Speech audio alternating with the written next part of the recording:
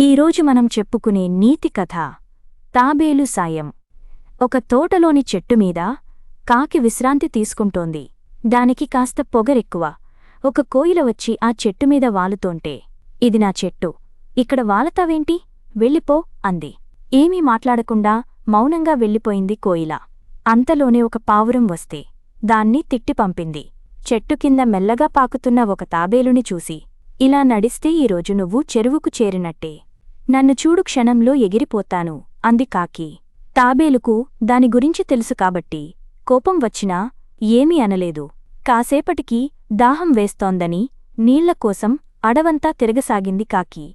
కాని ఎక్కడా చుక్క నీరు కూడా దొరకట్లేదు. అయినా వెతుకుతూనే ఉంది.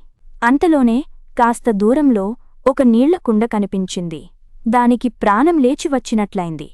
వెంటనే అక్కడికి వెళ్ళింది. కాని దాంట్లో నీళ్లు అడుగున ఉన్నాయి. అయినా అంచున కూర్చుని నీళ్లు తాగడానికి ప్రయత్నించింది. దాంతో అందులోనే పడిపోయింది. నీళ్లు తాగేసింది కాని ఎగురుదామంటే అందులో రెక్కలు విప్పలేకపోతోంది.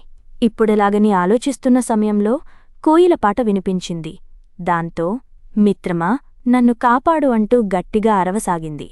కోయిల వచ్చి దాన్ని బయటికి తీయడానికి ప్రయత్నించినా లాభం లేకుండా పోయింది. అప్పటికీ చీకటి పడిపోయింది. కాకి భయంతో ఏడవటం మొదలుపెట్టింది. అంతలో తాబేలు కనిపించేసరికి కోయిల దాన్ని సాయమడిగింది. వెంటనే వచ్చి కాళ్లతో కుండను ముందుకు తోసింది. అది పగిలిపోయి కాకి బయటికి వచ్చింది.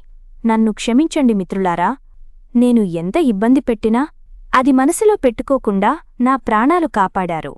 మీతో అలా ప్రవర్తించినందుకు చాలా బాధగా ఉంది అని వాటికి కృతజ్ఞతలు తెలిపింది కాకి.